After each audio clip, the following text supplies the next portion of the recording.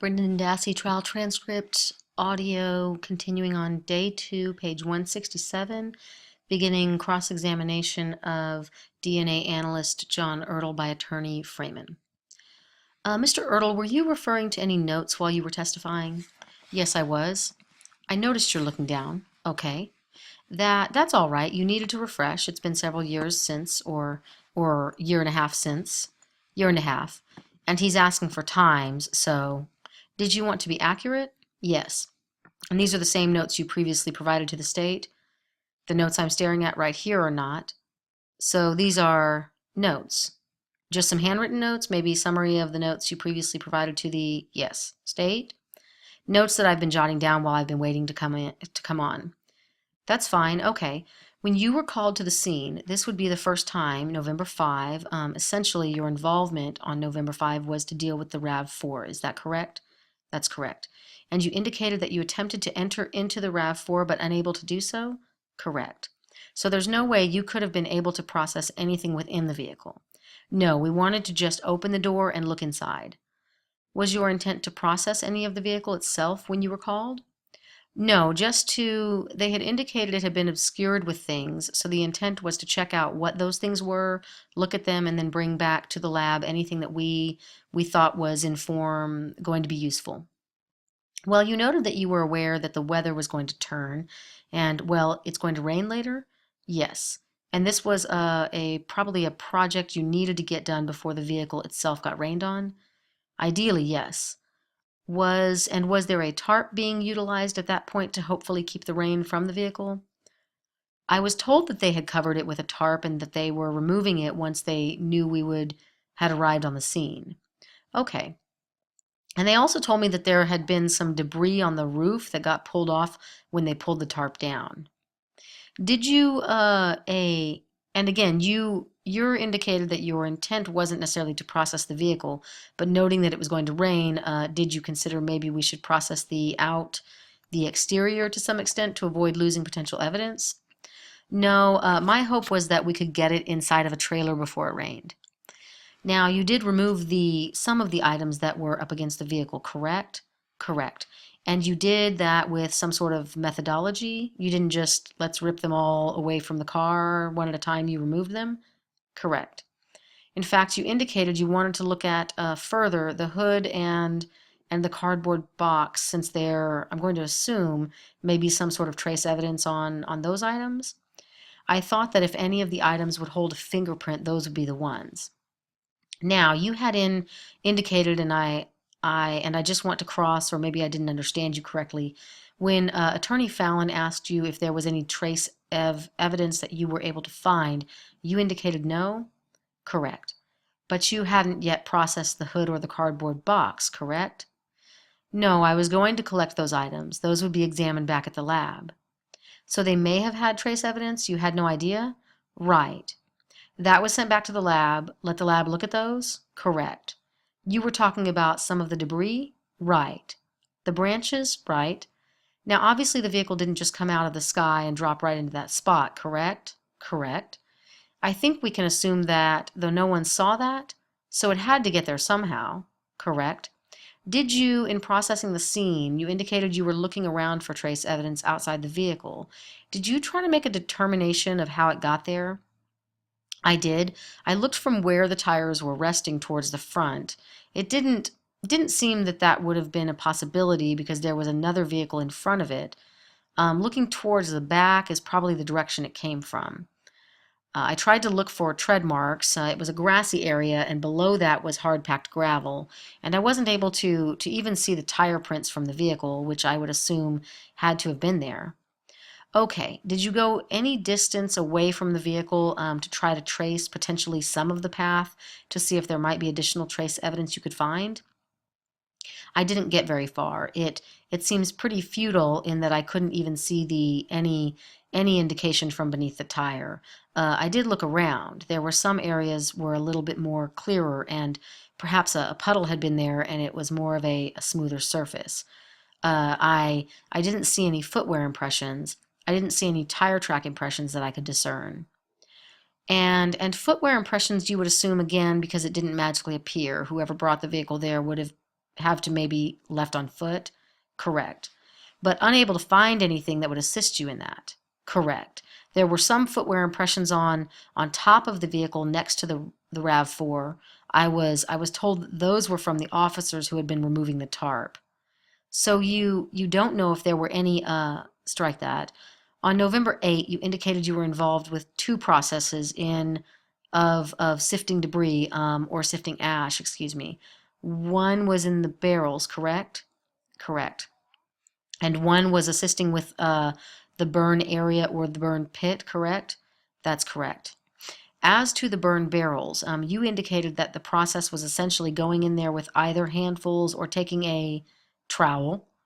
What was it? Trowel. A trowel? Okay. And that was consistent among all of the individuals assisting in the burn barrel sifting?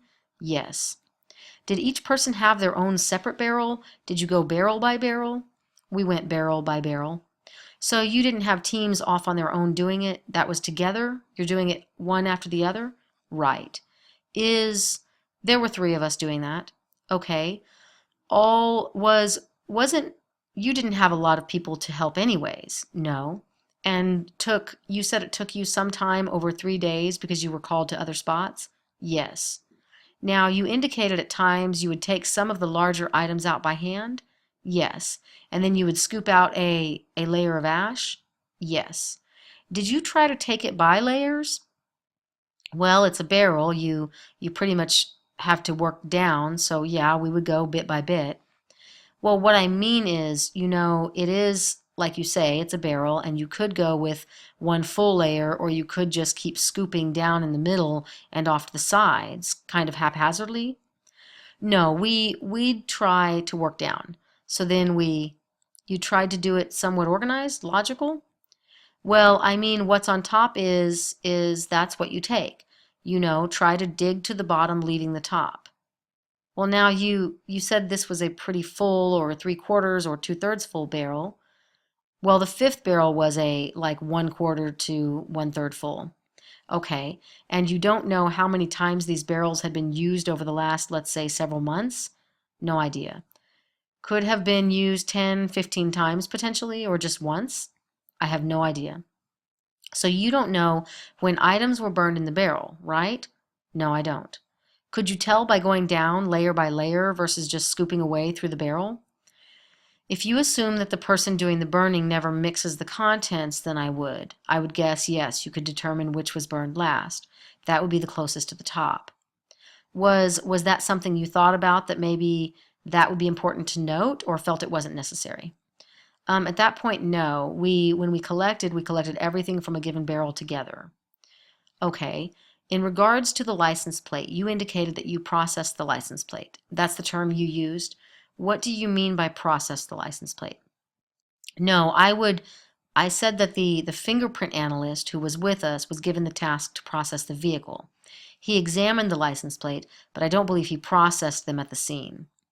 So if I were to say, using it in that context, processing, you would assume processing would be use the powder to extract the potential fingerprint, correct? Correct. But he didn't do that? He did that with the vehicle. He did not do that with the license plate. Okay, and do you know what happened to the license plate?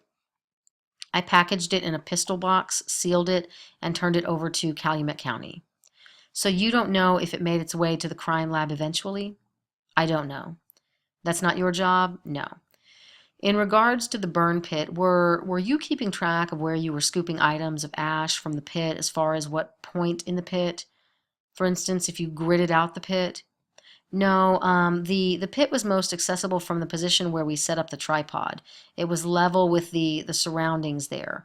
It was sort of a depression compared to the other three sites. So we began at the accessible area and worked our way towards the inaccessible area. So where an item was located wasn't as important as whether there was potential evidential value to anything that was found in that pit? Correct.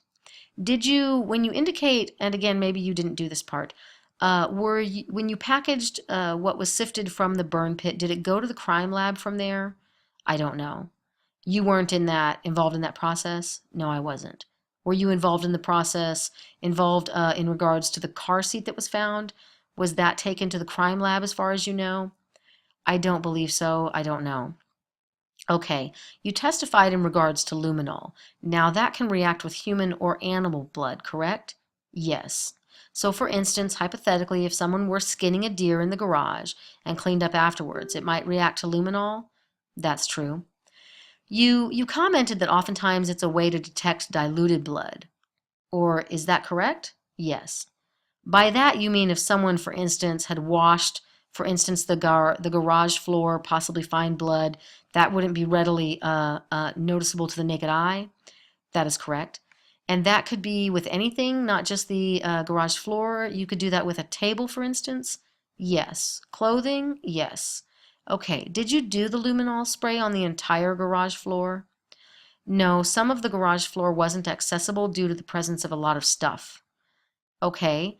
Anything that was exposed, though, you were able to spray with luminol? Yes. And we did go underneath the vehicle there because we could spray under it and see what was there, going on in there. We did not go under the snowmobile or the tractor. You did indicate that it would also react to lead? Yes. Potentially? Potentially. So hypothetically, a lead bullet might react to a luminol spray with that glow? Yeah, it's possible. In the picture behind the lawnmower is where you indicated was that 3 by 4 foot area that seemed to be entirely in the glow. Yes. Of luminol? Yes. To the right of that seems to be a lot of items, boxes, etc. Yes. Did you spray luminol there as well, since it was abutted that area you found? Maybe a foot, foot and a half above the floor. But you couldn't access that area to move into it. It was packed full. We didn't attempt to clear it or to look behind it or to examine those items. But the boxes themselves show that the items that were stacked up there you were able to spray? To some extent.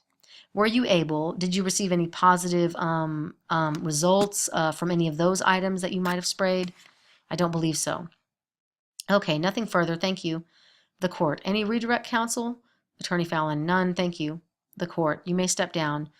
The witness, thank you. The court, your Attorney Fallon, state.